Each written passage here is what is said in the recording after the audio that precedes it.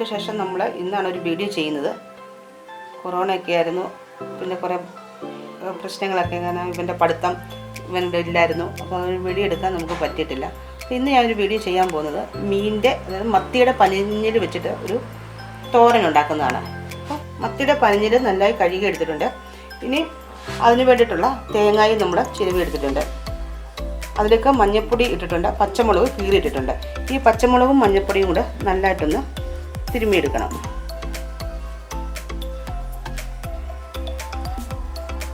അതിലേക്ക് നമ്മളൊന്ന് 2 സവാള അരിഞ്ഞ് വെച്ചേക്കുന്നൂടെ ഇടണം.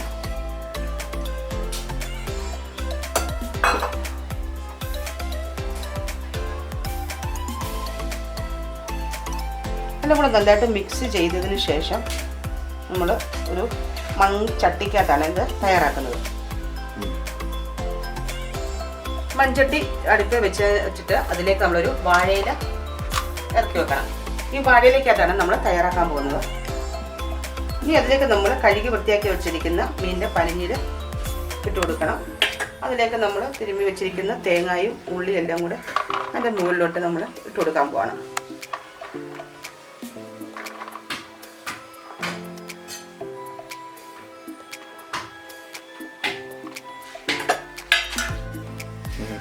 അതിലേക്ക് ആവശ്യത്തിനുള്ള ഉപ്പ് കൂടി ചേർത്ത് കൊടുക്കുക.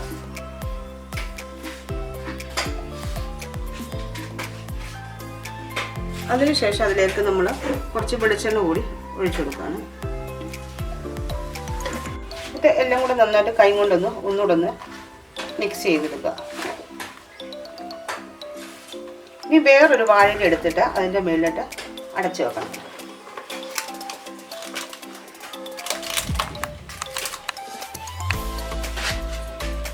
അടച്ചു വെച്ച് നന്നായിട്ട് ചെറുതായിട്ട് തീ കൊടുത്തതിന് ശേഷം തീ നമ്മൾ ഹൈ ഫ്ലെയിമിൽ കൊടുക്കല്ല, ലോ ഫ്ലെയിമിൽ കൊടുത്ത് വേണം ഇത് വേവിച്ചെടുക്കാൻ.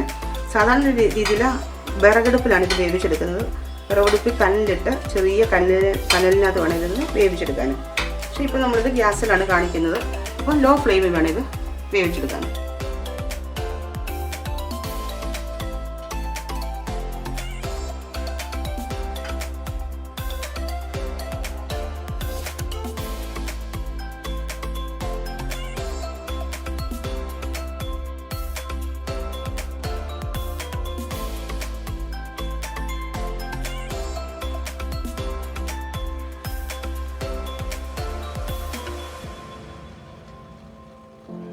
ഏകദേശം 5 മിനിറ്റോളം ആയിട്ടുണ്ട്. അപ്പോൾ നമുക്കിതൊന്ന് ഇതിൻ്റെ ഇല ഒന്ന് മാറ്റി ഒന്ന് ഇളക്കി കൊടുക്കണം.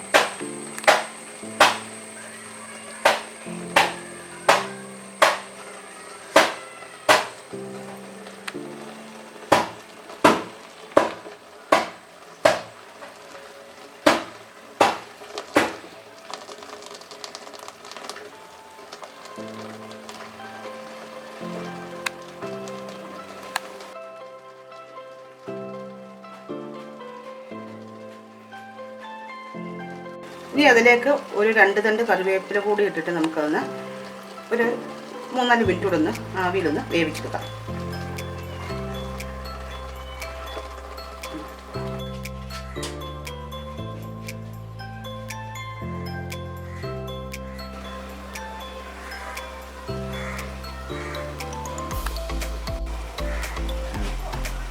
അപ്പോൾ 5 മിനിറ്റ് കഴിഞ്ഞു. എൻ്റെ പനിഞ്ഞിൽ തോരൻ നന്നായി റെഡി ആയിട്ടുണ്ട്. എന്താ പഞ്ഞിലൊക്കെ നന്നായിട്ട് വെന്ത് വന്നിട്ടുണ്ട്. എന്താ നന്നായിട്ട് വെന്തത് വന്നിട്ടുണ്ട്. ഇനി നമുക്കിത് ഇതിൻ്റെ മേലോട്ട് വേണമെങ്കിൽ സ്വല്പം വെളിച്ചെണ്ണ കൂടെ ഒഴിച്ചു കൊടുക്കാം. നിർബന്ധമൊന്നുമില്ല. നമുക്കാണ് ആദ്യം നമ്മൾ വെളിച്ചെണ്ണ ഒഴിച്ചിട്ടാണ് ഇത് വെച്ചത്. നമുക്ക് ഉപ്പ് കുറവാണെങ്കിൽ ഉപ്പ് കൂടി ഇട്ട് കൊടുക്കാം. വളരെ ഇത് മത്തിയുടെ പഞ്ഞിലാണ്.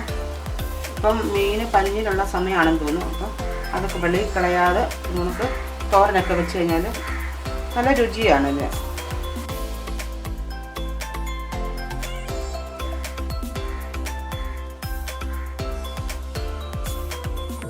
അപ്പം മത്തി വാങ്ങിച്ചാൽ അപ്പോൾ അതിന് പഞ്ഞിര ഉണ്ടെങ്കിൽ, പഞ്ഞിര അല്ലെങ്കിൽ മുട്ടയെന്ന് പറയും, അതുണ്ടെങ്കിൽ ആരും കളയാതെ ഇതുപോലൊക്കെ ഒന്ന് തയ്യാറാക്കി നോക്കിയാൽ മാത്രം പോരാ.